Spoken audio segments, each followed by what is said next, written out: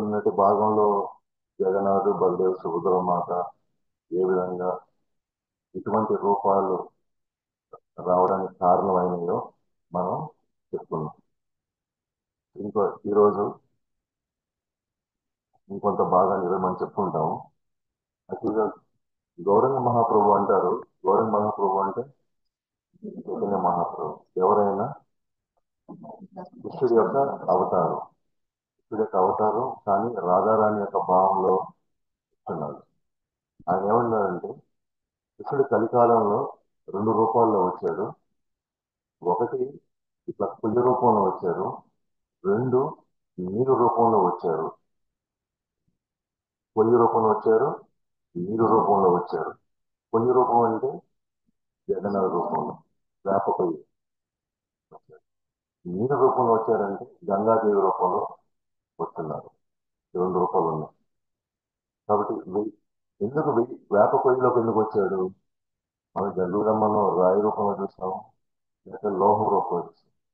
So వేప పొయ్యి రూపంలో ఎందుకు వచ్చాడంటే, ఎటువంటి అందరి దగ్గర సేవ తీసుకోవాలని, కుల మతాలకి ఆ, స్త్రీ పురుషులని ఎటువంటి భేదం లేకుండా ఎవరైనా వచ్చి చెక్క రూపంలో ఉన్న వాళ్ళకి ఎవరైనా సేవ చేసుకోండి. మిగతా రాయి రూపంలోనో లేకపోతే లోహ రూపంలో ఉంటే ఆ ప్రాణ ప్రతిష్ఠ చేసినప్పుడు ఒక స్థాయిలో ఉండి బ్రాహ్మణ దీక్ష తీసుకొని వాళ్ళకి మాత్రమే అర్హత ఉంటుంది అన్నమాట. కానీ ఎప్పుడైతే భగవంతుడు పొయ్యి రూపంలో వచ్చాడో, ఆ, ఎందుకు పొయ్యి రూపంలో వచ్చాడు ఈ టైంలోనంటే, కలియుగంలో మన ఆ స్టాటస్ మనం అసలు మెయింటైన్ చేయడం అవసరం. కానీ మరి ఎలా, మరి వీళ్ళేమో ఆ సదస్సుకు రారు, ఆ సదస్సు సేవ చేయకపోతే వాళ్ళు వైకుంఠము చేరుకోలేరు. కాబట్టి భగవంతుడు ఏమన్నాడు, కరుణతో ఏం చేస్తున్నాడు, తానే తన స్టాండర్డ్స్ ని తగ్గించుకుంటున్నాడు. తన స్టాండర్డ్స్ తగ్గించుకొని పొడి రూపంలో వచ్చి మన చేత, మనం ఏ విధంగా ఉన్నా సరే భగవంతుడు ఆయన సేవ చేసుకుంటున్నాడు అనమాట. ఇదే విధంగా జగన్నాథ్ పూరిలో అక్కడ వాళ్ళ భక్తులకి ఇచ్చే మేరకు ఆ సేవ జరుగుతూ ఉంటుంది. భగవంతుడు వాళ్ళని ఐశ్వర్య భావంలో చూడరు అసలు. అంటే చాలా పెద్ద ఆయన, చాలా గౌరవించాలి, ఈయన మగ అందంగా అలంకరించాలి, గొప్పగా చూడాలి అనేటువంటి భావన వాళ్ళు అసలు ఉండరు అక్కడ. వాళ్ళు ఇంట్లో మనుషులాగా చూసుకుంటుంటారు వాళ్ళు. మనం ఐశ్వర్య భావం అంటే ఇప్పుడు మనం చూస్తాం, ఇప్పుడు మన సౌత్ ఇండియన్లో పెద్ద పెద్ద మందిరాలు, పెద్ద పెద్ద దానికి పెద్ద ఆర్భాటాలు, చాలా కొన్ని నియమ నిష్టలు ఇదిగా చేస్తారు. రిచువల్స్ అంటే చాలా సంప్రదాయాలు ఫాలో అవుతారు. ఇది కూడా ఫాలో అవుతారు, కానీ వాళ్ళ భావంలో మాత్రం ఆయన ఎప్పుడు కూడా దేవాది దేవుడిగా అసలు ఆ స్థాయిలో చూడరు అనమాట. వాళ్ళ సొంత మనిషిలాగా, ఇంట్లో మనిషిలాగా వాళ్ళు చూస్తారు వాళ్ళు. అట్లా ఒకసారి రామానుజారు వచ్చి చూసినప్పుడు ఆ మందిరంలో చూస్తే, ఎప్పుడో నైవేద్యం పెడుతున్నారు, ఎప్పుడో నిద్ర లేస్తున్నాడు, ఎప్పుడో మిగతా కార్యక్రమాలు జరుగుతా ఉన్నాయి, మొత్తం గందరగోళం ఉన్నారు. రామానుజారు ఎక్కడ పోయినా చాలా నియమనిష్టలతో ఒక పర్టికులర్ క్యాలెండర్ ప్రకారంగా ఉత్సవాలు, పర్టికులర్ టైం ప్రకారంగా ఉదయం ఎప్పుడు మంగళారతి జరగాల, దర్శనహారతి ఎప్పుడు జరగాలి, అది ఎప్పటికల్లా ఆయనకి భోగం అర్పించాలి, ఏ ఏ రోజుల్లో ఆయనకి ఎటువంటి అన్ని పక్క క్యాలెండర్ ఉంటుంది. అవునా? ఆయన పూరిలో కొంచెం అటు ఇటు మారిపోతుంటాయి అన్నమాట.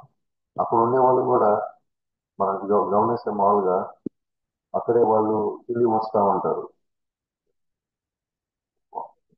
గోలగోలగా ఉంటుంది, అరుస్తూ ఉంటారు.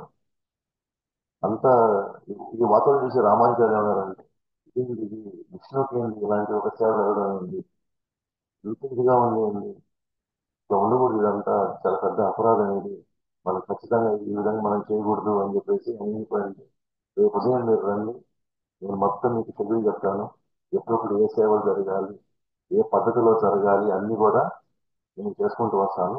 అందరూ కూడా మీరు కంపల్సరీగా మీరు వచ్చి అటెండ్ అవ్వాల్సిందే, నేను చెప్తాను మీకు ఎప్పుడప్పుడు ఏం చేయాలని.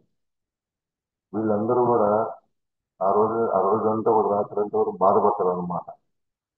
ఇప్పుడు దాకా భగవంతుడు మనవాడిగా భావించి, మనం అసలు మన మన కుటుంబ వ్యక్తులకు మనం భావించి, మన వ్యక్తిగా ఎలా చూసుకుంటాం ప్రేమగా అసలు. ఇప్పుడు మన ఇంట్లో వాళ్ళని ఇప్పుడు ఐఏఎస్ అయితే ఐపీఎస్ మనం పట్టించుకుంటాం. అంతే కదా. అదో వచ్చి మా తమ్ముడు లేకపోతే మా అన్న లేకపోతే క్యాజువల్ గా ఉంటుంది.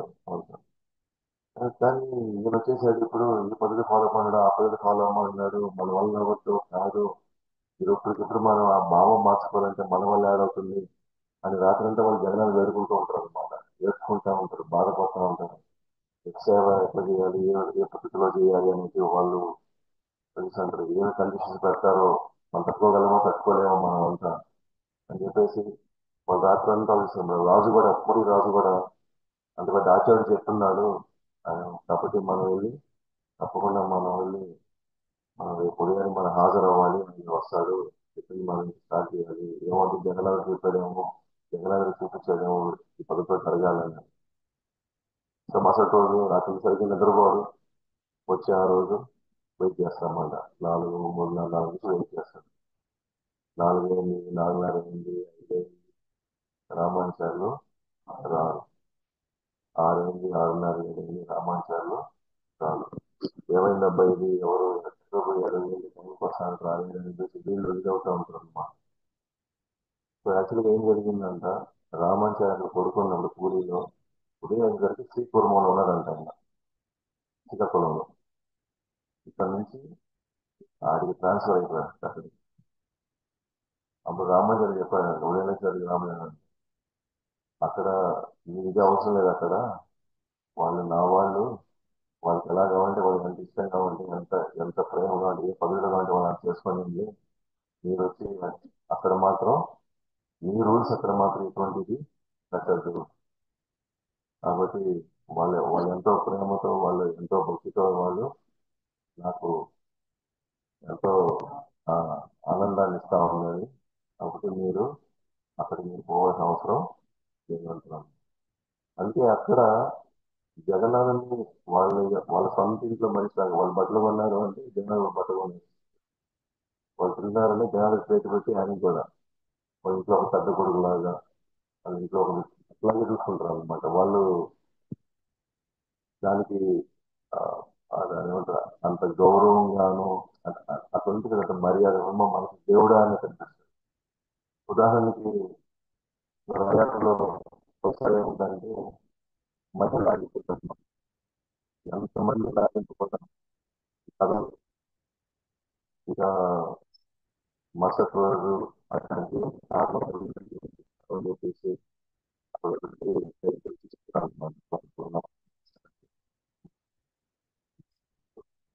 మరుసటి రోజు ఎప్పుడో ఇప్పుడు మనలాంటి వాళ్ళు ఏం చెప్తారు, అలా రథం ఆగిపోగానే అక్కడ అదేంటంటే టెక్నికల్ గా ఆ రథం చేయడం వీళ్ళేమో, లేకపోతే చక్రాలు సరిగ్గా వీళ్ళేమో అని మనం 100 కారణాలు చెప్తాం అనమాట. సో వాళ్ళు ఏమంటారు తెలుసా, ఆయన ఆగాలన్నా ఆగింది, పోనున్నప్పుడు పోతాడు. అంటే వాళ్ళ పెద్ద లాజిక్ ఏముండదు దాంట్లో. ఆయన ఆగాలనుకున్నాడు, ఆగాడు. ఒక్కసారి చూసుకుంటున్నాడు అక్కడ. ఆయన ఎప్పుడు బాగుంటుంటే అంతకు మించి వాళ్ళు ఎవరు ఆలోచించారు ఇంకా అక్కడ.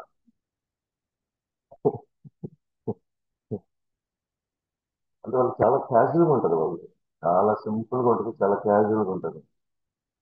వాళ్ళు అలాగే ఉంటుంది, వాళ్ళ భావన అంతా అలాగే ఉంటుంది. ఇప్పుడు మనం ఏకాదశి అంటే మన ఆచార్య చెప్పిన ప్రకారంగా మనం ఆ, ఏకాదశి అంటే మనం ఉపవాసం ఉండడానికి జగన్నాథపురంలో ఎవరు ఉపవాసం ఉంటారు.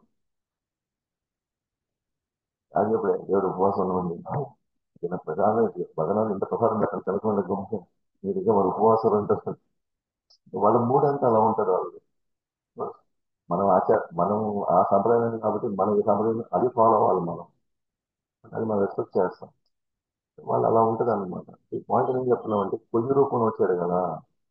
కొయ్యి రూపం వచ్చినప్పుడు భగవంతుడు ఏ పద్ధతి అయినా సరే భగవంతుడు ఏం చేస్తున్నాడు, అది స్వీకరిస్తున్నాడు. మనం ఆ స్థాయిలో చేయాలి, ఈ స్థాయిలో చేయాలి అనే పాయింట్ అది. అందుకే అందుకే మందిరాల్లో, జగన్నాథ్ మందిరాల్లో మనం కానీ చూస్తే కనుక, సారీ ఇస్కాన్ మందిరాల్లో మ్యాక్సిమం స్టార్టింగ్ జగన్నాథ్ బాలచూర్ మొదలు పెట్టుకుంటారు. ఎందుకంటే అందరూ చేసుకునే మూడ్లో కొన్ని అపరాధాలు జరుగుతాయి. కానీ జగన్నాథ్ వాటిని పెద్దగా పట్టించుకోడు. లేదా గవర్నమెంట్ అని పెట్టుకుంటారు ఫస్ట్. మన స్టాండర్డ్స్ పెంచుకొని ఓకే, ఇప్పుడు వీళ్ళు ఈ స్థాయిలో చేయగలడం, అప్పుడు రాధాకృష్ణ వచ్చి పెట్టుకుంటున్నాను. ఈ లోపల తీసుకోవాల్సిన ఆ, మనలో జరగాల్సిన మార్పులు, పరిణామాలు, మనం చైతన్యంలో మన మార్పులు ఇవన్నీ జరిగిన తర్వాత రాధాకృష్ణ పెట్టుకుంటారు. సో పొయ్యి రూపంలో వచ్చినప్పుడు మనకి భగవంతుడు నిజంగా మనకి ఎంతో అదృష్టం అన్నమాట. మనకి జగన్నాథ్ బల్లి ఒక సేవ చేసే అవకాశం మనకి దొరికింది అని అంటే మనకి ఎస్పెషల్గా కలియుగం ఉండే మనకి అది అదృష్టం అది. సో భగవంతుడు తన శారీరసం తగ్గించుకుంటున్నాడు మన దగ్గర ఎవరు తీసుకోవడానికి. అది మన శరీరం సిద్ధంగా ఉన్నామా? నేను మన చిన్న క్లాస్లో మనం డిస్కస్ చేస్తాం. గుండిచ గుండిచ ఆమె రాణి, తర్వాత ఇద్దరు ఉంటున్నారు. నేను పర్సనల్ గా నేను మీకు సేవ చేసుకుంటున్నాను ఆ 9 రోజులు అని నిన్న కూడా మనం డిస్కషన్ చేసుకున్నాం. భగవంతుడికి నేను వచ్చేసి నేను ఆ ఫోటో నుంచి తెప్పిస్తాను, ఇక్కడ నుంచి నేను పని చేసుకుని ఇస్తాను, పూలు వాటర్ కట్టిస్తాము, ఇలా చేస్తాము అంటే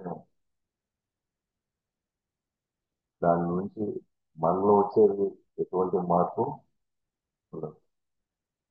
మన కళ్ళు ఎందుకు ఇచ్చాడు భగవంతుడు? మన చెవులు ఇచ్చాడు, మనకెందుకు కాళ్ళు ఇచ్చాడు, మనకెందుకు చేతులు ఇచ్చాడు?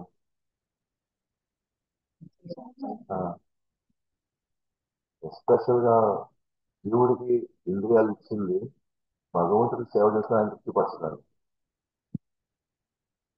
మనం మనకిచ్చిన ఇంద్రియాలను ఎవరిచ్చారు ఈ ఇంద్రియాలు? మరి మరి భగవంతుడు ఇచ్చిన ఇంద్రియాలు భగవంతుడి కోసం వాడకుండా ఇది ఎవరెవరి కోసం వాడేసి లాస్ట్కి మనం ముసలితనం వచ్చి అలసిపోయేసి ఇప్పుడు వచ్చి మనం చేయాలనుకున్నా కూడా చేయలేం. భగవంతుడు మనకు కళ్ళు ఇచ్చిన, చెవులు ఇచ్చిన, దేనికి ఇచ్చాడంటే జస్ట్ ఆయన దర్శనం చేసుకోవడానికి, ఆయన ప్రభావం తీసుకోవడానికి, ఆయన కీర్తన చేయడానికి, ఆయన కథ వినడానికి ఇది మనకి ఇచ్చింది. సో మన సొంత ప్రయోజనాలు ఎక్కడ కూడా ఎటువంటిది ఉండకూడదు. భగవంతుని తృప్తిపరచడం అంటే మనం మనం తృప్తిపరచుకోవడం, మన చుట్టూ ఉన్న వాళ్ళు కూడా తృప్తిపరచగలరు. భగవంతుని తృప్తిపరచలేకపోతే ఈ ప్రపంచంలో మనం ఎవరు తృప్తిపరచదు. అండ్ భగవంతుడు మనిషి కంటే కూడా త్వరగా తృప్తిపడతాడు.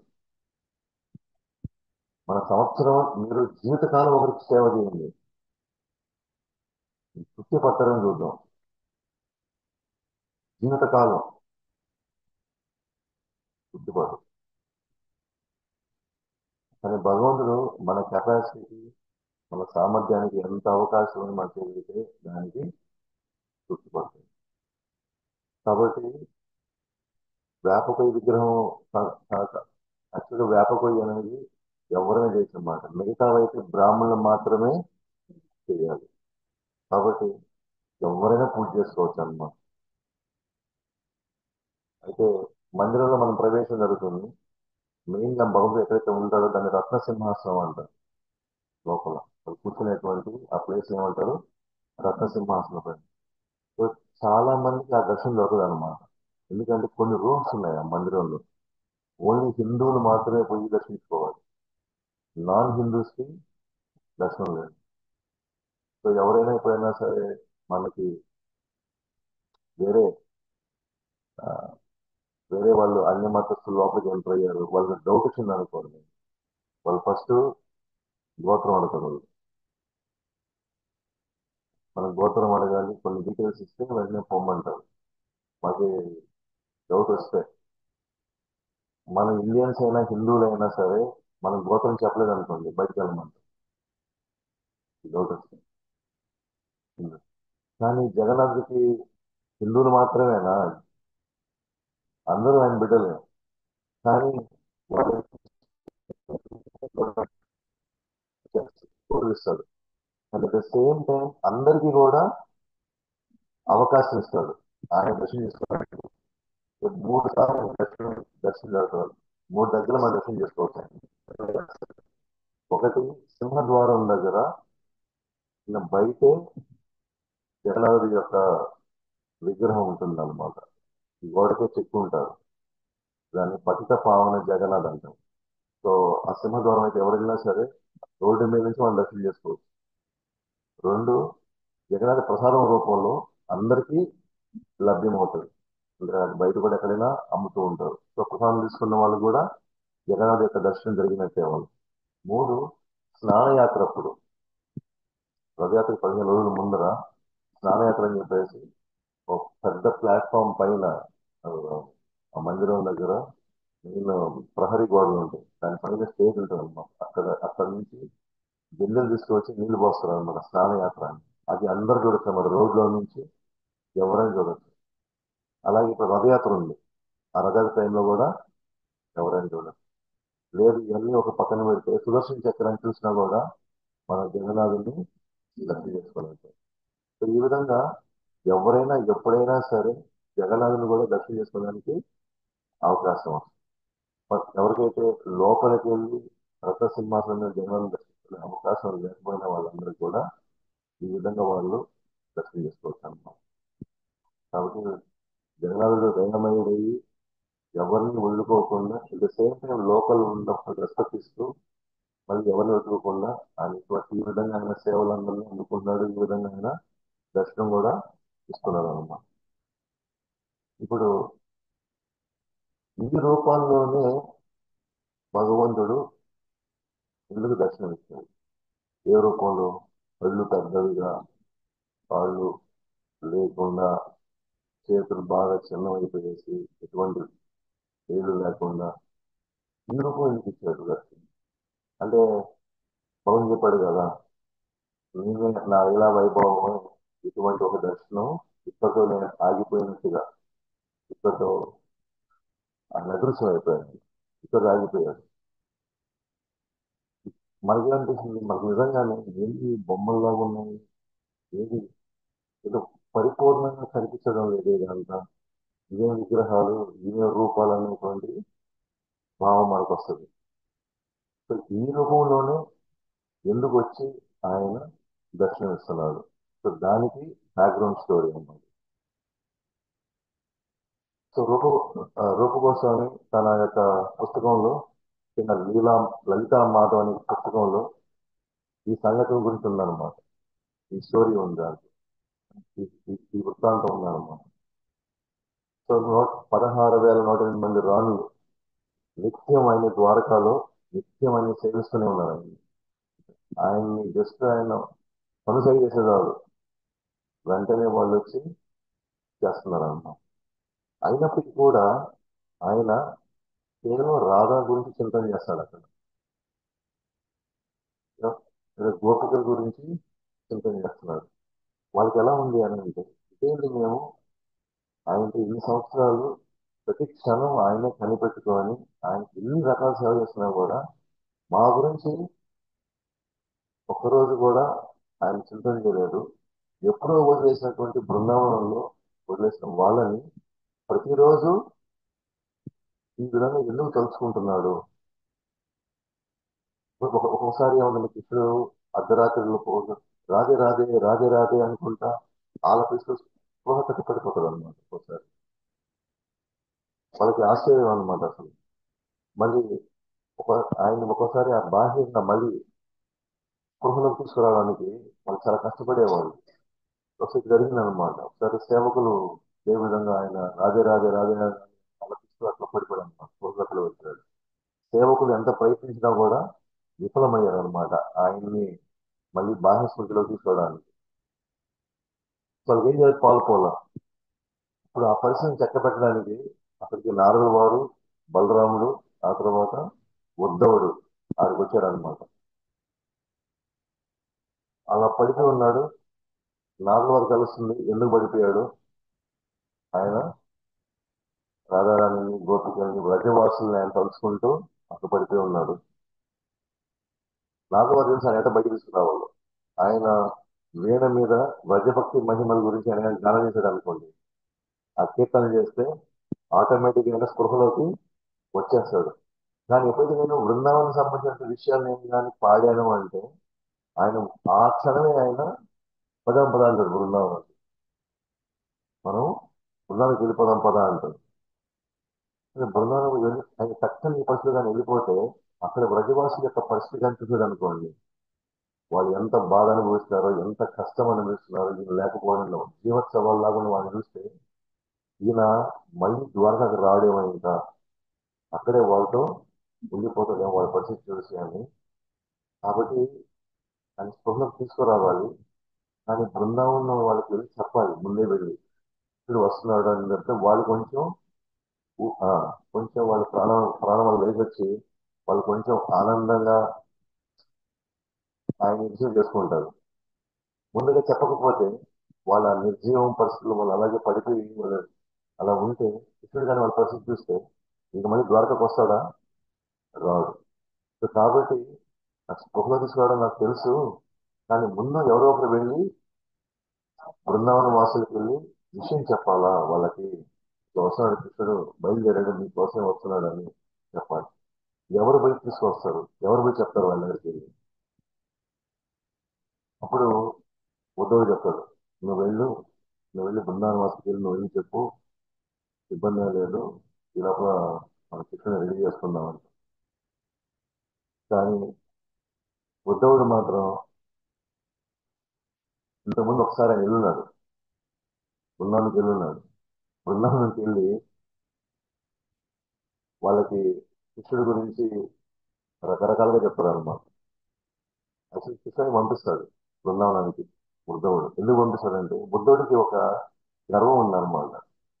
ఏమని, నేను కృష్ణుని అర్థం చేసుకున్నట్టుగా, నేను కృష్ణ భక్తుడు మించి నాకు మించిన కృష్ణ భక్తుడు ఇంకెవరు ఈ ఈ సృష్టిలో లేరు అనేటువంటి ఆ, కొంచెం ఇది ఉంటది కదా.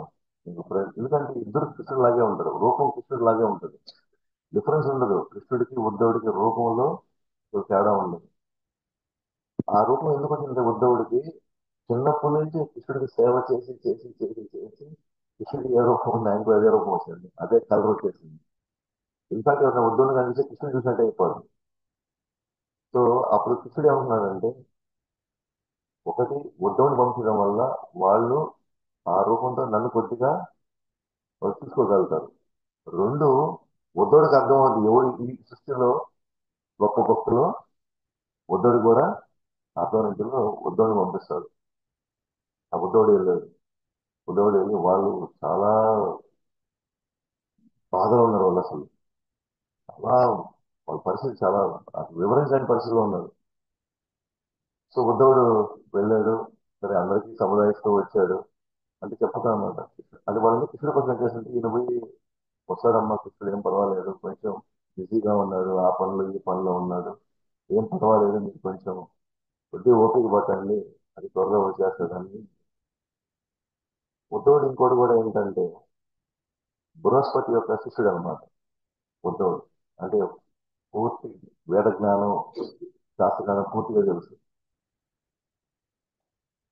ఇప్పుడు చెప్పాడు అనమాట, నీ బృహస్పతి జ్ఞానం చూసారా, నువ్వు ఎవరి దగ్గర పోయి చెప్పుకో, కానీ గోపికల దగ్గర మాత్రం చెప్పమాట. వాళ్ళు ఫుట్బాల్ ఆడేస్తారు వచ్చి ఇప్పుడు ఫైనల్ గా యశోద మాత, నంద మహారాజు, బ్రజవాసు మిగతా వాళ్ళు గొప్ప బాలు అందరికీ చెప్పేస్తారు అనమాట. అండ్ ఫైనల్ గా గోపికల దగ్గరికి వస్తారు, ఎస్పెషల్గా రాజధానికి వస్తారు. సో వాళ్ళ పరిస్థితి కానీ చూసే మాత్రం దీనివల్ల అసలు సాధారణంగా తెలియపరుస్తున్నాం అంటే అతను ట్రినిటీకి వచ్చిన అనమాట. ట్రినిటీకి వచ్చినప్పుడు దాన్ని ఏమంటారు హిందీలో, మధు అనే పేరు కూడా వస్తుంది. తేనె అనే మధు, మధుమతి, మధుమతి అన్నమాట. ఆమె ఎట్లా ఉందంటే మధు అని పేరుంటే కృష్ణుడు గుర్తు చేస్తున్నాడు. అది అది ఇట్లా రాగానే, మధుని పెరగంగానే ఇంకా ఆమె కంట్రోల్ తప్పిపోయేసి ఇంకా ఆ కృష్ణుడి యొక్క ఆలోచనలు తీవ్రమైపోతున్నాయి అన్నమాట. ఇప్పుడు ఎవరైనా అప్పుడు ఆవిడ తినేటి కోసం ఎవరైనా చేస్తారు, దాన్ని తరుగుతారు కదా. ఇక తరిగి తరిగి దాన్ని పంపించేస్తామంటే ఆమెకి, "ఇది కృష్ణుని తరిగేస్తున్నారా మీరు, అని చెప్పేసి ఇంకా ఆందోళన పడి ఇంకా స్పృహ తెలిసి అది పడిపోతుంది అనమాట.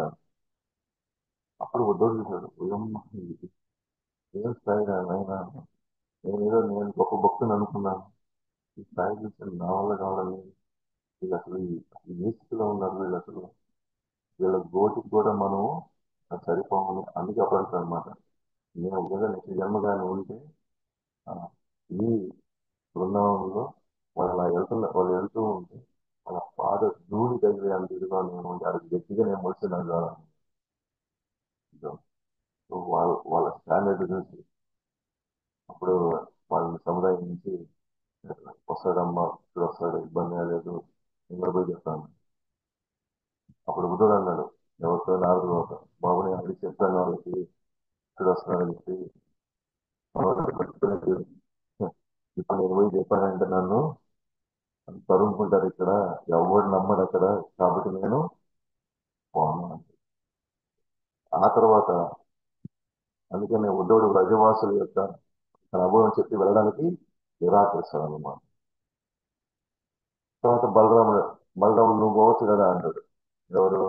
నాకు బలవంతుడు, పవన్ ఆల్రెడీ ఒకసారి ఉన్నాను, అది కూడా చెప్పాను, మీరు అనగా మీకు ఎందుకు నేను కృష్ణుడు పంపించాలని చెప్పాను, కానీ కృష్ణుడు పోలేదు. నాకు నేను పోతే కూడా నన్ను ఎవరు ఓడిసారి, నేను చెప్పిన కూడా ఎవరు నమ్మే పరిస్థితిలో లేరు. కాబట్టి ఇద్దరు గత కాలంలో కృష్ణుడు పంపిస్తామని మాటిచ్చారు, కానీ కృష్ణుడు పోలేదు. కాబట్టి ఇప్పుడు ఎలా చేయాలి, ఎలా పంపించాలి? కృష్ణుడు లేపితే ఇనుపగడుపులు ఇదే లోపల వీళ్ళకి చెప్పాలి. ఇంతలో సుభద్ర అమ్మ వస్తుంది అనమాట. ఆమె వచ్చి, నేను వెళ్తాను, నేను ఇబ్బంది ఏం లేదు, వెళ్ళి యశోదమ్మ ఒళ్ళో కూర్చొని వాళ్ళని సముదాయిస్తాను, పైగా నేను వాళ్ళు ఆడవాళ్ళు నేను ఆడతాను కాబట్టి వాళ్ళ భావం నాకు బాగా అర్థమవుతుంది, అలాగే గోపికలకు కంటతడి కూడా నేను ఆపుతాను అని చెప్పి నేను వెళ్తానన్నాను అన్నది. ఆమె అప్పుడు అన్నదమ్మా. సో వెంటనే బలరాము, నేను కూడా వెళ్తాను, సుభద్రమ్మతో నేను కూడా వెళ్తాను అని చెప్పాను. ఇదేం ఇప్పుడే కదా నువ్వు చెప్పావు, నేను బాగానే పర్వాలేదు, ఇప్పుడు సుభద్రమ్మ ఉంది కదా, ఆమె ఫస్ట్ చెప్పేసుకుంటది కాబట్టి ఇబ్బంది ఏం లేదు, నేను వెళ్ళి మిగతా వాళ్ళని నేను చూసుకుంటాను, ప్లస్ ఆమెకు కొంచెం సెక్యూరిటీగా కూడా మామూలుగా నేను కూడా తోడుగా నేను వెళ్తానని చెప్పేసి అంటారు. ఎప్పుడైతే వీళ్ళు వెళ్ళారో నిశ్చయించుకున్నారు, వెళ్ళడానికి నిశ్చయించుకున్నారు, వీళ్ళు వెళ్తారు అంట. వీళ్ళు బయలుదేరుతారు. అప్పుడు నారద వారు వీణ మీద బ్రజ మహిమ గీతాలన్నీ కూడా అప్పుడు పాడడం ప్రారంభించినప్పుడు ఒక్కసారి కృష్ణుడు ఒక్కసారిగా లేచి వెంటనే త్రిభంగ వెళ్తాం ఆ పోజ్ పెట్టారు. పోజ్ పెడతారు, కానీ అక్కడ ఇది లేదు, మొదలు లేదు. ఎందుకంటే ఆయన ద్వారకంలో ఎప్పుడు కొట్టినారు దీన్ని, ద్వారకలో. అప్పుడు వెంటనే కృష్ణుడు అంటే ఆ మత్తులో పడిపోయేసి, నాకు తెలిసి ఖచ్చితంగా గోపికలు ఎక్కడ దాచిపెట్టేస్తుంటారు దీన్ని అని చెప్పేసి ఎక్కడున్నారు ఆ గోపికలు అన్నారు, ఆ గోపులు వాళ్ళు ఎక్కడున్నారు, వీళ్ళు ఎక్కడున్నారా, వాళ్ళని వెతకడం ప్రారంభించారు అన్నమాట. వాళ్ళే తస్కరించిన రోజు అని చెప్పేసి వాళ్ళు చేస్తారు. ఈ లోపల నారదవాన్ని చూస్తాడు, ఉద్ధవుని చూస్తాడు అనమాట. మీరు ఎక్కడ వచ్చారు బృందావనానికి అంటాడు. ఎందుకంటే ఆయన ఫుల్ ఆ మత్తులో ఉన్నాడు. ఆయన ఎక్కడున్నాడు, ఆయన ఎక్కడున్నాడు, ఫుల్ ద్వారకాలో ఉన్నాడు. ఈయనేమో కంప్లీట్ గా మత్తులో ఉన్నాడు.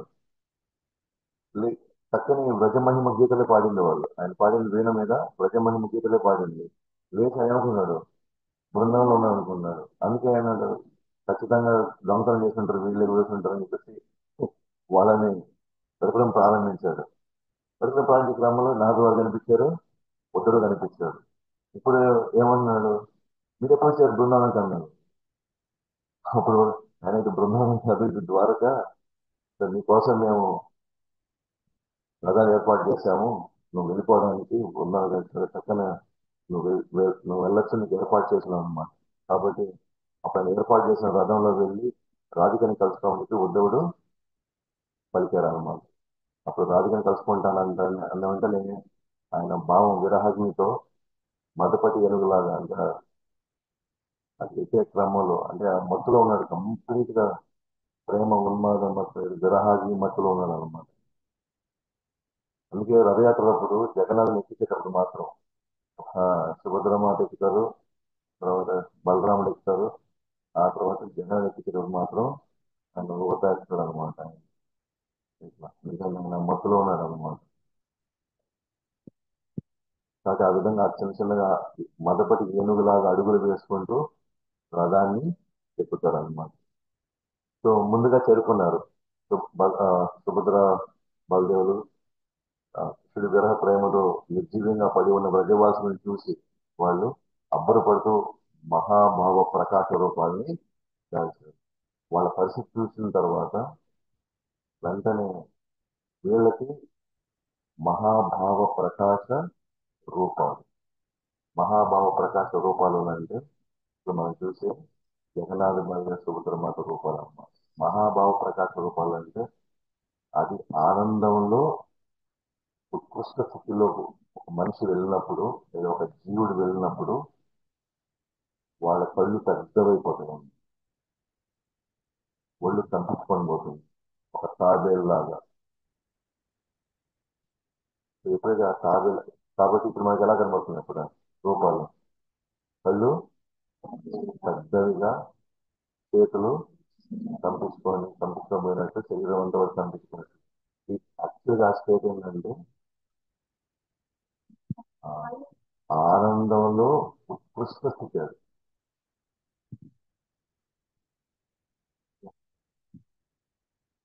జీవుడు ఆ స్థాయి దాకా పోగలుగుతాడు. మీరు కోరుకునేది ఇక్కడ నాకు నిరంతరం ఆనందం కావాలి, అంతే కదా మనం కోరుకునేది.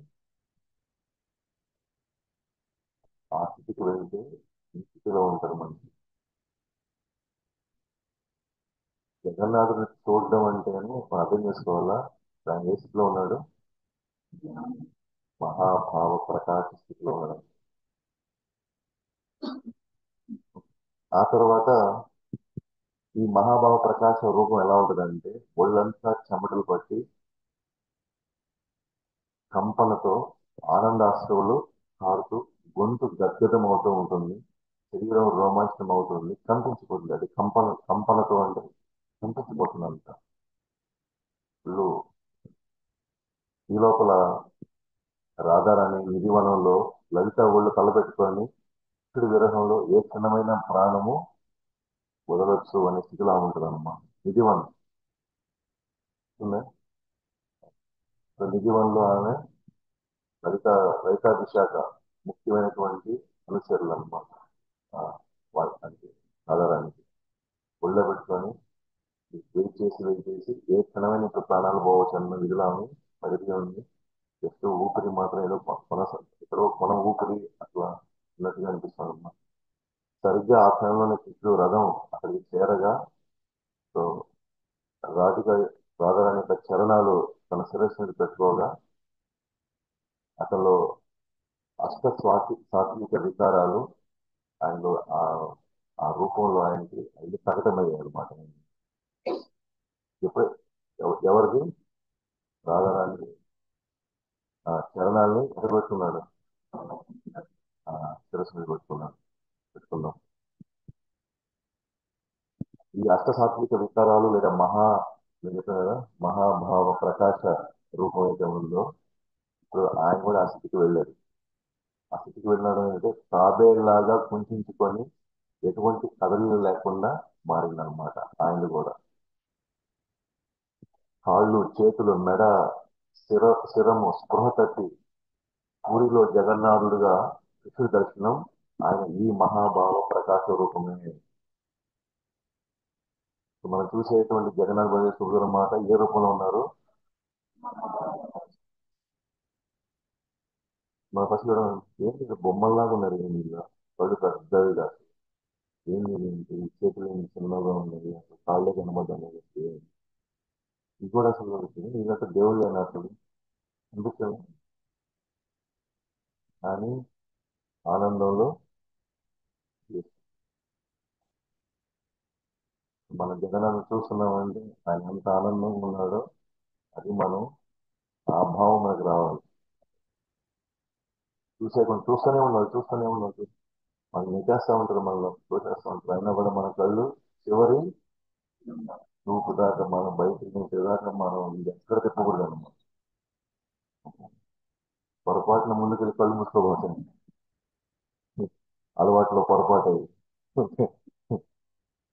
దర్శనం అంటే కళ్ళు తెరిచి మొత్తం చూడాలి. పాదాల దగ్గర నుంచి శిరస్సు దాకా మొత్తం చూడాలి. ఈ చీటి చూడాలి. మనకి ఎంతవరకు అవకాశం ఉంటుంది. అది దర్శనం అండి. సో, మామూలు భగవంతుడు ఎంత ఆనందంగా ఉన్నాడు, ఎంత అద్భుతంగా ఉన్నాడు అసలు. ఏ స్థితిలో ఉన్నాడు భగవంతుడు. ఒక మహాభాగ్యం. భగవంతుడు మహాభాస్కర్ చూసే అవకాశం ఎంతమందికి ఉంటుంది అసలు. సో మనం ఆ యొక్క ఆ భావన అంటే ఇంకొక పాయింట్ ఏంటంటే ఆ మహాభావ స్థితిలో అత్యంత ఆనంద స్థితిలో మనం ఎటువంటి పాపాత్మైనా ఎటువంటి పాపాత్మైనా ఆనందంగా ఉండాలనుకోండి. మన ముందు ఎవరైనా మనల్ని ఇబ్బంది పెట్టడం కష్టపెట్టడం వస్తే మనకి ఏమనిపిస్తుంది? వాళ్ళు ఏం కాదు అంటే మన ఆనస్థితిలో ఉన్నాము. ఇటు చేసి అటు చేసి ఇంటిని మనం పట్టించుకుంటారు. అట్లాగే జగన్నాథుడు కూడా ఆయన ఆనంద స్థితిలో ఉన్నాడు కాబట్టి మనం ఎలాంటి వాళ్ళైనా సరే మనకి ఏ పద్ధతిలో సేవ చేసినా సరే ఆయన పట్టించుకోవట్లేదు. పైగా ఈ మాత్రం చేసిన దానికి సేవకి ఆయన ఎంతో ఆనందపడతారు. అంటే కళ్ళు పెద్దవి ఏం చేశారు చూసా, పెద్ద కళ్ళు పెద్దవి చూసి వీళ్ళు ఏమాత్రం ఒక మంచి గుణం ఉందా దానికోసం వెళ్తున్నారు అనమాట. ఆ ఒక్క గుణాన్ని ఆయన పెద్దగా చూసుకున్నాడు. అందరూ ఏం చూస్తారు? అన్ని మంచి చేసినా ఒక చెడ్డ గుణం కోసం చూస్తారు అందరూ కదా. చూసి దాంతో దాని మీద మనల్ని నానా రకాలుగా మనం మాట్లాడతారు. కానీ జగన్నాథ్ ఏం చేస్తాడు? ఒక్క మంచి గుణం ఉన్నా సరే దాన్ని పెద్ద చేసి చెప్పా ఇది కదా భక్తుడు అంటే అదే అనుకుంటాడు.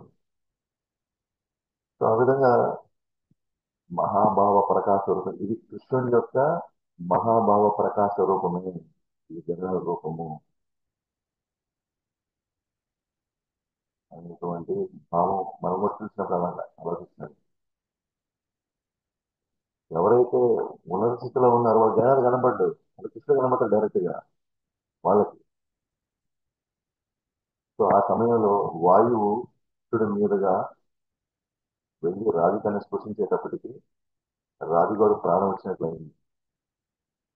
కానీ అచేతన స్థితిలో ఉన్న కృష్ణుని చూసి రాధిక విషాదం, ఈయన అచేతన స్థితిలో ఉన్నాడు. మహాభావ ప్రకాశ రూపంలో ఈయన అచేతన స్థితిలో ఉన్నాడు. ఇప్పుడు ఆయన మీద ఉన్న గాలి అలా వెళ్ళి రాధిక కలిసి ఆమెకి ఇప్పుడు స్పృహ వచ్చింది. ఆమెకు ప్రాణం వచ్చినట్టయింది. ఇప్పుడు ఆమె లేచి చూసేసరికి ఈయన పడిపోయి ఉన్నాడు. అప్పుడు ఈమె వచ్చి విశాఖతో అన్నమాట, ఏమనంటే వెళ్ళి ఆయన చెవిలో రాధే రాధే అని నువ్వు ఒకసారి పలకమ్మ అని చెప్పేసి పలకమనగా అప్పుడు ఆయన బాహ్య స్పృహలోకి వచ్చిన తర్వాత సో వాళ్ళిద్దరూ కలుసుకుంటారు అన్నమాట. రాధాకృష్ణుల నేత్ర మిలనం జరిగింది. వాళ్ళు ఒకరినొకరు వాళ్ళు చూసుకుంటారు అన్నమాట. అప్పుడు శ్రీకృష్ణుడు రాధికతో అంటారు అనమాట, ఏమంటారంటే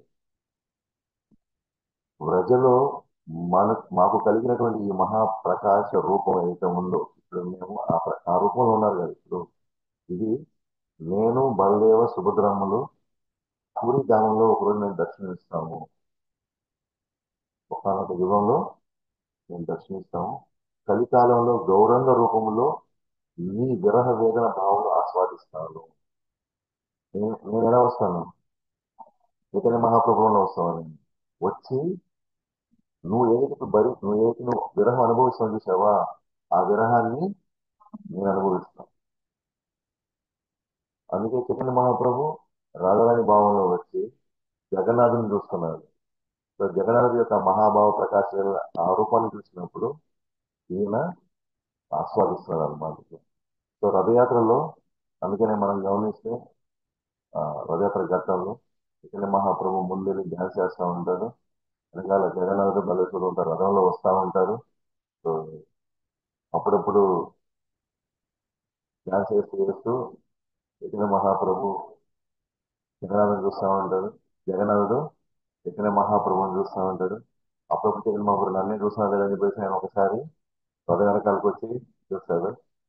అప్పుడు వెంటనే జగన్నాథుడు ఎట్టపోయింది చూస్తాను ఎట్లా చూస్తాడు. ఉంది ఉంది రెడీ. అప్పుడు చైతన్య మహాప్రభు అనుకుంటా, నన్నే చూస్తున్నాడు, ఎవరి మీద కన్ను పడలేదు. ఆ కోసం అడుగుతున్నాను. ఇదంతా అద్భుతమైన లీలలు అన్నమాట. సో ఆ విధంగా నీ విరహ వేదన భావనలు నేను ఆస్వాదిస్తాను.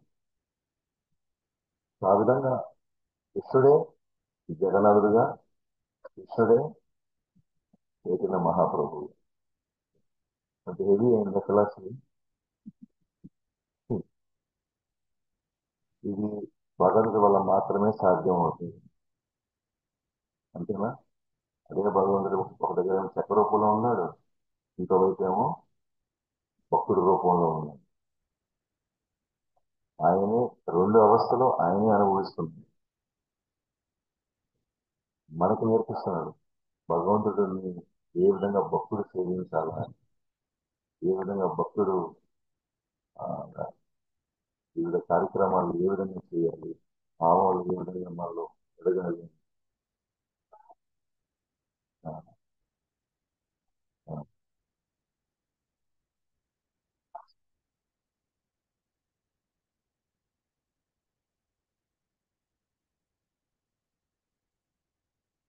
సో ఇప్పుడు ఆయన వచ్చాడు, బృందావనంకి వచ్చాడు.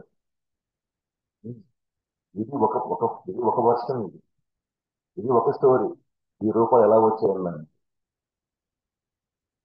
ఇప్పుడు రెండో స్టోరీ, ఇంకొక వర్షన్ అన్నమాట, ఇంకొక పురాణంలో ఈ రూపాలు ఎలా వచ్చాయి, మళ్ళీ ఇంకొక వర్షన్ ఇది. సో ఒకసారి నారదముని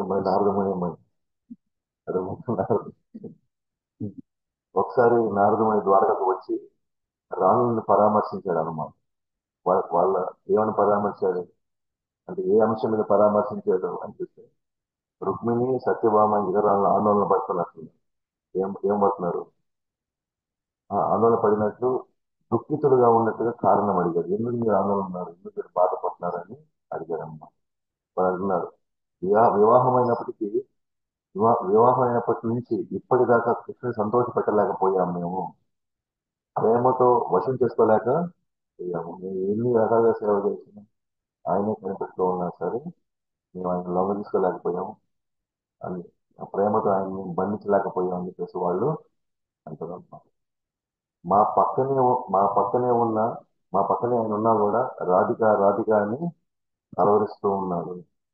మేము కృష్ణుడికి దగ్గర ఎందుకు కాలేకపోతున్నాం మేము అసలు, అది మాకు అర్థం కావట్లేదు. ఏం చేస్తే మేము దగ్గర అవుతామో మాకు అర్థం కాదు. అందులో మా దగ్గర ఉన్న తెలివితేటలతో మా దగ్గర ఉన్న శక్తితో మేము మొత్తము ప్రయత్నించాము, అయినా కూడా ఈ రోజుకి ఒక రోజు కూడా వాళ్ళని మర్చిపోయి ఉండదు లేదు.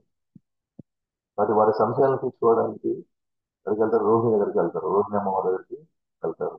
ఆమె దగ్గరికి ఎందుకు వెళ్తారు?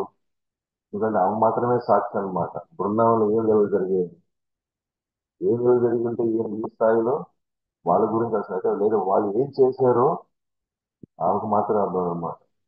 కాబట్టి ఈ అవగాహన కలగడం కోసం కృష్ణ బలరాములు వారి 11 సంవత్సరాల వ్రజవాసం గురించి వివరించడం మొదలుపెట్టారు. 11 సంవత్సరాలు ఉన్నారు వాళ్ళు బృందావనంలో. అక్కడ ఏం జరిగింది అసలు, అక్కడ జరిగినటువంటి విషయాలు ఏ స్థాయిలో జరిగి ఉంటే ఈయన వీడు ఇంత సేవ చేస్తున్నా కూడా వీళ్ళు అసలు వీరి గురించి అసలు ఆలోచించడం లేదు. అప్పుడు వ్రజ గోపికలకు కృష్ణుడు తప్ప వేరే, ఎందుకంటే అక్కడ ఆమె చెప్తుందన్నమాట, వ్రజ గోపికలకు కృష్ణుడు తప్ప వేరే తలపు అసలు లేదు. మీలాగా వాళ్ళకి కృష్ణుడు దేవుడు అని తెలియదు వాళ్ళకి. మీరందరూ నా స్వామి, నా నాథ, దేవ అని మీరు ఆయన్ని దేవుడుగా చూస్తారు. వాళ్ళ అసలు కృష్ణుడు దేవుడని వాళ్ళకి అసలు తెలియదు. ఆయన ఆయన చతుర్భుజ రూపాన్ని దర్శించలేదు. వాళ్ళు ఎప్పుడు కృష్ణుడు చతుర్భుజ రూపంలో వాళ్ళు ఎప్పుడు దర్శించలేదు అసలు. వారికి తెలిసినంత కృష్ణుడు వారి ప్రేమికుడు తప్ప వాళ్ళకి ఇంకేమీ వాళ్ళకి తెలియదు. సో బాల్యం నుండి వారికి తెలిసిందల్లా గోపాలుడు మాత్రం వాళ్ళ తప్ప వాళ్ళకి ఇంకెవ్వరు తెలియదు వాళ్ళకి. మీ అందరి ప్రేమలో కొన్ని విభాగాలు ఉంటాయి. రోహిణి అమ్మవారు చెప్తున్నారు ఎవరితో? రుక్మిణి సత్యభామ మిగతా అందరూ వాళ్ళు అక్కడే ఉన్నారు, 16,000 మంది అక్కడే ఉన్నారు. ఏమన్నారు? మీ అందరి ప్రేమలో విభాగాలు ఉంటాయి. ఆ భర్తకి, పిల్లలు, స్నేహితులు, బంధువులు అని ఇన్ని విభాగాలు ఉంటాయి. కానీ వారికి ఇన్ని విభాగాలు ఉండవు, ఒక కృష్ణుడు తప్ప. ఎల్లవేళ కృష్ణుని వాళ్ళు గోవింద దామోదర మాధవేటి అని వాళ్ళు ఎప్పుడు పాడుకుంటూనే ఉంటారు. మరి కృష్ణుడు ఎప్పుడు కూడా రాధే రాధే అని గోపికలు అని, గోపికలు ఎల్లప్పుడూ కృష్ణ కృష్ణ అని వాళ్ళు పరితపిస్తూనే ఉంటారు వాళ్ళంతా కూడా. సో ఈవెన్ సుభద్ర ఇవన్నీ జరుగుతూ ఉంది. ఆ 11 సంవత్సరాల్లో వాళ్ళు ఏమేం చేశారు? చిన్నప్పటి నుంచి వాళ్ళు ఆ, ఆవు వెనకాల పరిగెత్తడం, తర్వాత తోక ఆవు దూడలు తోకలు పట్టుకొని వాళ్ళు పరిగెత్తడం, వెనదొంగతనం చేయడం, ఇవన్నీ చెప్పుకుంటూ వచ్చేసరికి అందరూ పూర్తిగా జీర్ణమైపోతారు అనమాట. సుభద్ర మాత ఆమె తలుపు దగ్గర కాసుకొని ఉందన్నమాట. ఆమె ఎందుకు కాసుకొని తలుపు దగ్గర అంటే, ముందే ఒక కండిషన్ చెప్తారన్నమాట రుక్మిణి అమ్మ. ఏం చెప్తారంటే, ఈ వేళలో మాత్రం కృష్ణుడు బలరాముడు వినకూడదు. ఇది కానీ వింటే వాళ్ళు ఇక్కడి నుంచి వాళ్ళు ఉండాలని వెళ్ళిపోతారు. కాబట్టి ఎవరుంటారు కాసుకొని ఇక్కడ తలుపు దగ్గర వాళ్ళు వినపడకుండా ఉండాలి అంటే, అప్పుడు ఆ సుభద్ర మాత వచ్చి తలుపు దగ్గర ఉంటారు అనమాట. కానీ ఆమె ఏం చేస్తుంది? ఆమె కూడా విని విని విని ఆ వేళల్లో భాగం ఆమె మహాభావ ప్రకాశాల్లోకి వచ్చేసింది. ఇది వెనకాల పక్కన ఉన్నది. ఈ లోపల అర్చించేట కృష్ణ బలరాములు వచ్చి వాళ్ళు కూడా వినడం ప్రారంభించి వాళ్ళకి, ఓ మేము ఇంత అద్భుతంగా మేమే ఏం చేసామా, వాళ్ళకే మహత్తరంగా అనిపించేసి వాళ్ళు కూడా ఈ మహాభావ ప్రకాశ రూపంలోకి వాళ్ళు వెళ్ళిపోయిన తర్వాత అప్పుడు నాకు వాడికి వచ్చాడు. ఈ రూపాయలు చూశాడు, ఈ మహాభావ ప్రకాశ రూపాయలు చూసి ఆయన అదే సమయంలో అక్కడ ఆయన వరం అడిగాడు మనం. ఏదో ఒక విధంగా సరే ఈ భూలోక వాసులు కూడా ఈ స్థితిని వాళ్ళకి దర్శనం ఇచ్చేలాగా ఎక్కడో దగ్గర మీరు ఇటువంటి రూపంలో మీరు అందరికీ కలగజేయండి అన్నప్పుడు సదాస్తు అంటారు అన్నమాట. ఆ మహాభావ ప్రకాశ రూపంలో నాగుల వారి యొక్క కోరిక మేరకు పూరిలో ఈ దర్శనం ఇచ్చేనా. ఒక జగన్ చూడంగానే నడవకూడదు, ఏం చేయాలి? ఆనందంతో హ్యాపీగా డ్యాన్స్ చేయాలి. జయ జగన్, జయ జగన్ అరవాల గట్టిగా ఆ ఇదిలో ఉన్నాయి. సో జగన్నాథుని మనం నమోదు ఆనందంగా ఉండాలి మనం. సో మహాభావ స్థితిలో ఉన్న వ్యక్తి మనకి మహాభావ స్థితిని కల్పించగలుగుతారు. ఇంకెవరు కల్పిస్తారు? జగన్నాథుడు దయామయుడు అంటే కరుణామయుడు. అదే కృష్ణుడు సూటు పట్టుకొని ఆయన త్రిభంగళయుతం పోటీ పెట్టుకొని ఉంటే దగ్గర కూడా రాకపోతే దూరం ఉంటాడు. పూర్తిగా ప్యూర్ అయిన తర్వాత, పూర్తిగా పవిత్రమైన తర్వాత, కామక్రోధ మోహ మదమాత్సర్యాలు త్రిగుణాలు దాటిన తర్వాతే రమ్మంటారు. కానీ అదే కృష్ణుడు జగన్నాథ రూపంలో వచ్చినప్పుడు ఏమంటున్నాడు? ఎలాగున్నా వస్తు చేసి అంటున్నాడు. తర్వాత సంగతి చూద్దాం తర్వాత అంటున్నాడు. చూడండి భగవంతుడు ఎంత దిగొచ్చి ఏ స్థాయిలో వస్తున్నాడు. నేను అందుకని మనం భగవంతుడు ఆ స్థాయి దిగొచ్చినప్పుడు మనం 16 మార్లు చేయడానికి 4 నియమాలు పాటించడానికి,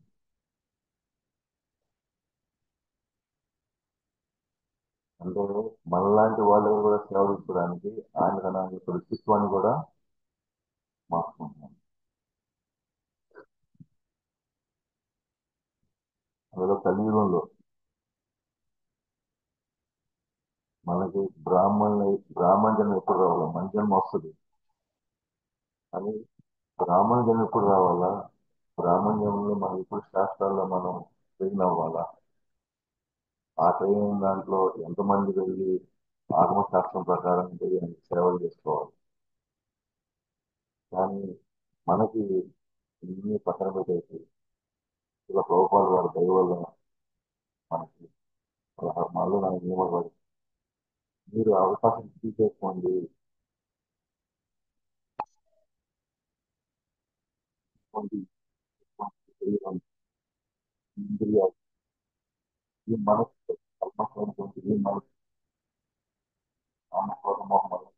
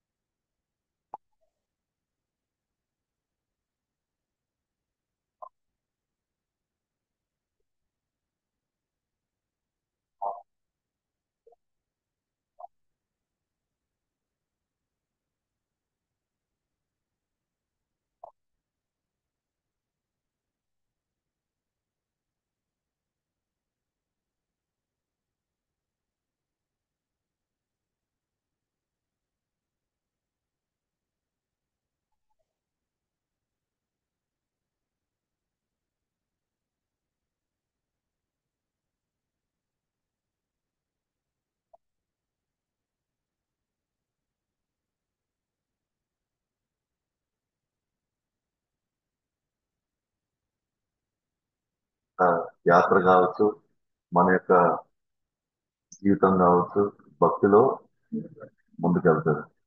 సో లేకపోతే భక్తిలో ముందుకెళ్ళడం అనేది ఇలాంటి యాత్రలు మనకి ప్రేరణ అన్నమాట. ఇలాంటి యాత్రలు మనకి ఉత్సాహాన్ని ఇస్తాయి. ఇలాంటి యాత్రలు మనకి ఎనలేనటువంటి అవకాశాలు ఇస్తుంది అన్నమాట. భగవంతు గురించి తెలుసుకోవడం, మళ్ళీ యాత్ర నుంచి వచ్చిన తర్వాత మళ్ళీ మనం ఏం చేయాలా? మాలు తీసేసినట్టు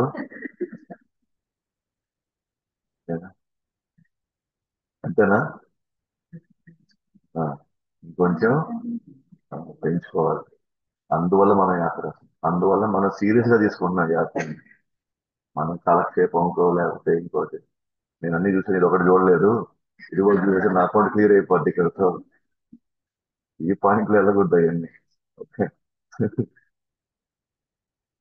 ఇల్లుని కాడికి ఇంకా భవనం మీద ఇంకొంచెం ప్రేమ పెంచుకోవాలి, ఇంకొంచెం శ్రద్ధ పెరగాలి, ఇంకొంచెం నమ్మకం పెరగాలి, ఇంకొంచెం మనం దీని నుంచి.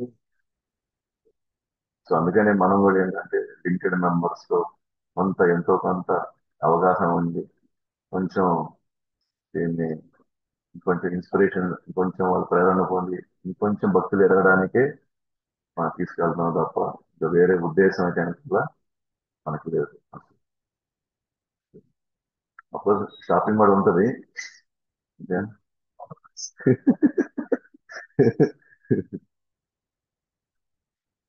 బట్ ఒక టైంలో 3-4 గంటలు అండి. ఓకేనా? ఇప్పుడు మొహం అందరు మొహం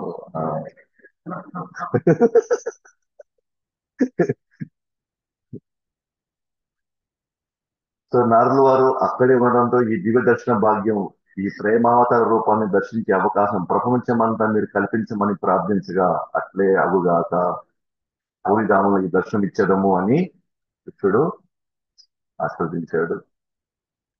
కాబట్టి బృందావనం, మధుర, ద్వారకాలలో ఆధ్యాత్మిక జగత్తులో ఒకే చోట జరుగుతాయి. ఆధ్యాత్మిక జగత్తులో ఒకే ప్లేస్ చూపించగలుగుతాడు ఆయన.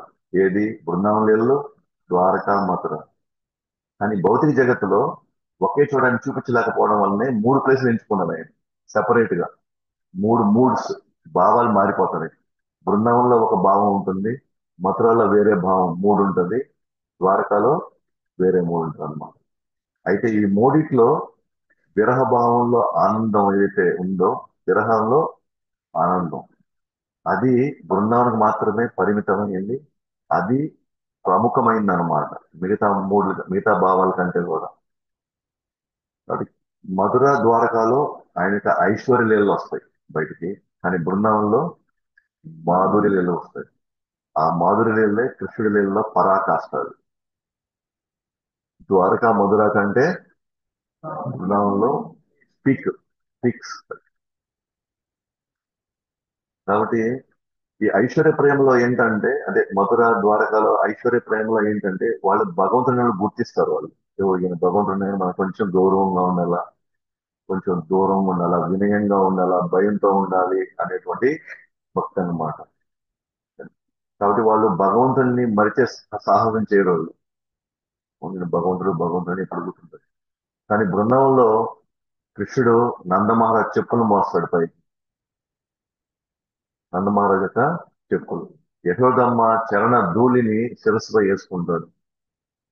గోపబాలు ఎవరితో ఉండే స్నేహితులతో వాళ్ళతో ఓడిపోయినప్పుడు కదా, వాళ్ళ చేత శిక్షలు చేయించుకుంటాడు. వాళ్ళని భుజాన్ని వేసుకొని మోస్తాడు వాళ్ళని. అంటే ఇక్కడ ఎక్కడ కూడా అసలు భగవంతుడు అనే వాళ్ళు పట్టించుకోరు అసలు. ఈయన భగవంతుడా, మావాడే ఈయన, మా తమ్ముడు మా అన్న, ఎవరు చెప్పింది దేవుడు అని అసలు. ఒక్కోసారి ఆయన రాష్ట్రం చనిపోయాడు అనుకోండి, ఓకే, రాష్ట్రం చనిపోయాడు. అక్కడ కొంతమంది గోపాలు ఉంటారు అనమాట. దాంట్లో ఒక బ్రాహ్మణుడు ఉన్నాడు, ఒకటి బ్రాహ్మణుడు అంటాడు, నేను రోజు పూజలు చేస్తున్నాను అందుకే శక్తి వచ్చింది అంటాడు. నేను రోజు పూజ చేయడం వల్లే కృష్ణుడికి శక్తి వచ్చి ఈ రాక్షసుల్ని చంపుతున్నాడు. నేను పూజలు చేయకపోతే ఈయన అసలు చంపలేడు. మీరు అనవసరంగా ఆయన దేవుడు అనుకోబాకండి, అదంతా నా వ్రత ఫలితం, ఇదంతా నా పూజ ఫలితం అంటారు అనమాట. అస్సలు సమస్యలు అసలు పట్టించుకోరు అనమాట. ఇలాంటి లీలలు మథుర ద్వారకాలో ఎప్పటికీ అసలు జరగవు అసలు. కాబట్టి అయితే వ్రజవాసులు ఈ విధంగా భగవంతుని వదలకుండా ఉన్నారు కదా, భగవంతుని తలుచుకోలేక ఉన్నారు కదా, భగవంతుడు ప్రాణమై ఉండి వాళ్ళ జీవితం మొత్తం అక్కడ ఉన్నారు కదా వాళ్ళు. మరి అలాంటప్పుడు కృష్ణుడు వదిలేసి వెళ్ళిపోయాడు కదా వాళ్ళని, బృందావనం వదిలేసి వెళ్ళిపోయాడు కదా, ద్వారకకి వెళ్ళిపోయాడు. అలాంటప్పుడు ఆయనతో వీళ్ళు ఎందుకు వెళ్ళిపోలేదు? ఆయన ప్రాణం అయినప్పుడు, లేదా ఆయన వెళ్ళిపోయాడు కాబట్టి వాళ్ళ ప్రాణాలు వాళ్ళు ఎందుకు వదలలేదు? వాళ్ళ ప్రాణం కృష్ణుడు లేకపోతే వాళ్ళ ప్రాణం పోయినట్టే వాళ్ళకి. మరి వెళ్ళిపోయాడు, వెళ్ళిపోయిన తర్వాత ఇద్దరు వాళ్ళతో వెళ్ళిపోవాలి, లేదా ప్రాణాలు వదలాలి. మరి ఎందుకు వాళ్ళు అలాగే ఉండిపోయారు? దానికి 4 కారణాలు ఇస్తారన్నమాట. ఎందుకంటే ఆయన ద్వారకకి వెళ్ళేటప్పుడు, అదే మథురకి వెళ్ళేటప్పుడు కంసుని చంపడానికి వెళ్ళినప్పుడు నేను మళ్ళీ తిరిగి వస్తానని మాట ఇచ్చాడు. వీళ్ళు వెయిట్ చేస్తున్నారు అనమాట, ఆశతో ఉన్నారు, ఈరోజు వస్తాడేమో ఈరోజు వస్తాడేమో అని వాళ్ళు ఆశతో ఉన్నారు అన్నమాట. అందువల్ల వాళ్ళు ప్రాణాలతో ఉన్నారు. రెండు, కృష్ణుడి యొక్క బృందావన ప్రదేశాలు ఆయన ఎక్కడైతే లీలలు చేశాడో, వీళ్ళు మళ్ళీ ఆ లీలా ప్రదేశాలకు వెళ్ళి ఆ లీలను వాళ్ళు స్మరించుకుంటూ తలుచుకుంటూ అక్కడ తిరుగుతూ తిరుగుతూ వాళ్ళ ప్రాణాన్ని వాళ్ళు నిలుపుకున్నారు. మూడు, మధ్య మధ్యలో నారదులు లాంటి వాళ్ళు, ఉద్ధవులు లాంటి వాళ్ళు వచ్చి కృష్ణుడి యొక్క సమాచారాన్ని వాళ్ళు అందిస్తూనే వెళ్తున్నారు కాబట్టి కొంతవరకు వాళ్ళు వాళ్ళ ప్రాణాలని నిలుపుకుంటూ వచ్చారు అనమాట. మరి 4, వాళ్ళు అనుకున్నారు అనమాట, ఒకవేళ కానీ మేము మరణిస్తే రేపు కృష్ణుడు వచ్చి చూస్తే ఆయన ఎంత దుఃఖపడతాడో, ఆ దుఃఖాన్ని మనం ఆయన కలిగించకూడదు. కాబట్టి మనం బతికుండడం మంచిది. ఆయనకి మనం బతికుండాలి కానీ ఆయనకి అంత దుఃఖాన్ని మాత్రం మనం కలిగించకూడదు. మనం పడదాం, మనకైతే ప్రాణాలు లేకుండా మన జీవితాలు రోజు చాలా దారుణంగా బతికినా కూడా ఈ పరిస్థితిలో కూడా మనం భగవంతుడికి ఎటువంటి బాధని కలిగించుకుంటాం. సో అందువల్ల వ్రజ ప్రేమ, వ్రజవాసుల యొక్క అనుకున్నటువంటి సంబంధం అది. అండ్ మోస్ట్ ఇంపార్టెంట్ పాయింట్ ఏంటంటే, ఎవరైతే ఈ పరంపరలో కనెక్ట్ అవుతారో, ఎస్పెషల్లీ చైతన్య మహాప్రభు యొక్క పరమహంసలు, సో వీళ్ళకి మాత్రమే గోలోకానికి ఎంట్రీ వస్తుంది. కృష్ణ భక్తులందరూ గోలోకం వారు. కృష్ణ భక్తులందరూ వాళ్ళ భావాన్ని బట్టి వాళ్ళ మధుర లోకానికి వెళ్ళొచ్చు, లేదా ద్వారకా లోకానికి వెళ్ళొచ్చు. ఎవరైతే చైతన్య మహాప్రభు యొక్క పరంపరలో నుంచి ఎవరైతే సేవ చేసుకుంటున్నారో, సాధన చేస్తున్నారో, ఆ లీలలతో భగవంతుడిని ప్రేమని వాళ్ళు ఆస్వాదిస్తున్నారో, వాళ్ళు మాత్రమే గోలోక బృందావనానికి వెళ్ళడానికి అర్హత. మిగతా వాళ్ళకి కృష్ణ భక్తులైనా కూడా దీంట్లోకి ఎంట్రీ ఉండదు. ఆ విధంగా ఎత్తుకుంటే మనం చాలా చాలా అదృష్టవంతులం. సో ఇక్కడ శిల ప్రభుపాద వారు లాంటి వాళ్ళు మనకి ఆయన తన జీవితాన్ని పణంగా పెట్టి 70 సంవత్సరాల వయసులో ఆయన ప్రచారంగా తీసుకోకుండా నేను కూడా బృందాల్లో కూర్చొని నా జపం నేను చేసుకొని నేను వెళ్ళిపోతాను అని అనుకోమంటే ఈరోజు మనం అసలు మీరెవరో నేనెవరో ఎందో ఇదంతా అసలు. సో ఆ వాళ్ళ యొక్క మూడు అర్థం చేసుకొని సో మనం కూడా వీలైనంత వరకు ఎక్కువ మందికి భక్తిని లేదా భగవన్ నామాన్ని మనం ప్రచారం చేయాలి. సో బతుకున్నాము అని అంటే ప్రచారం చేయాలి. ప్రచారం చేయడం వల్లే చచ్చిపోయినట్టు లెక్క.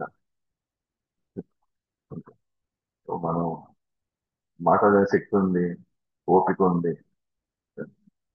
సో అవకాశం ఉన్నంత వరకు మనం కృష్ణభక్తి చేసుకోండి, ఇక్కడ నుంచి మీరు శాశ్వతంగా బయటపడిపోండి అనే విషయాన్ని మనం చెప్పగలం. సో ఆ విధంగా ఈరోజు మనం జగన్నాథుడి యొక్క రూపం యొక్క వృత్తాంతాన్ని రెండు కథల కింద చెప్పుకుంటాం. ఇంకా ఉంటాయి చాలా వరకు వివిధ పురాణాల్లో చెప్పినవి, బట్ ప్రముఖంగా వినిపించేటివి ఈ రెండు అన్నమాట. సో రేపు మహాప్రసాదం, కృష్ణుడి యొక్క మహాప్రసాదం యొక్క విలువ. పూరిలో మాత్రమే ప్రసాదానికి అంత విశిష్టత ఎందుకు వచ్చింది, అక్కడ మాత్రం ఎందుకు లక్షల మందికి ఏ ఒక్కరు కూడా ప్రసాదం దొరకకుండా ఉండేదానికి అవకాశమే లేకుండా భగవంతుడు వివిధ లీలల్లో ఏ విధంగా ఆ ప్రసాదాన్ని అందరికి అందుబాటు అయ్యేలాగా చేశారు. దానికి మూల సూత్రధారి ఎవరు, ఆ ప్రసాదం అందరికీ అందాలనే అనేది రేపు మనం చూస్తాం మనం. ఓకేనా? రేపు అది వన్స్ అది అయిపోయిన తర్వాత మహాప్రసాదం గురించి మాట్లాడుకున్న తర్వాత బ్రీఫ్ గా నేను అసలు చైతన్య మహాప్రభు 5 మంది గురించి ప్లస్ షడ్గోస్వామి గురించి నేను చెప్తాను. ఎందుకంటే చైతన్య మహాప్రభు పార్షదులు 5 మంది పంచతత్వ గురించి చెప్పకుండా 6 మంది గోస్వామి గురించి చెప్పకపోతే ఊరిలో మీకు ఏం అర్థం కదా. అక్కడ లీల ఎందుకు చాలా మందికి ఈ విషయం తెలియదు అని అంటే పూరికి వెళ్ళి మందిరం తీసుకుని వెళ్ళిపోతారంటే అక్కడ జరిగిన వీళ్ళన్నీ వీళ్ళ మధ్య జరిగినాయండి. చైతన్య మహాప్రభు, నిత్యానంద మహాప్రభు, ఈ 5 మంది ఆ, పంచతత్వ ప్లస్ షడ్గోస్వామి, రూప గోస్వామి, సనాతన గోస్వామి, రఘునాథ్ దాస్ గోస్వామి. సో వీళ్ళ యొక్క లీలలు చాలా ఉన్నాయన్నమాట అక్కడ. ఆ, సో అక్కడికి వెళ్ళిన తర్వాత మనకి సో ఈ లీలల గురించి మనం ఎప్పుడైతే మనం చెప్పుకుంటామో నేను బ్రీఫ్ గా చేస్తాను.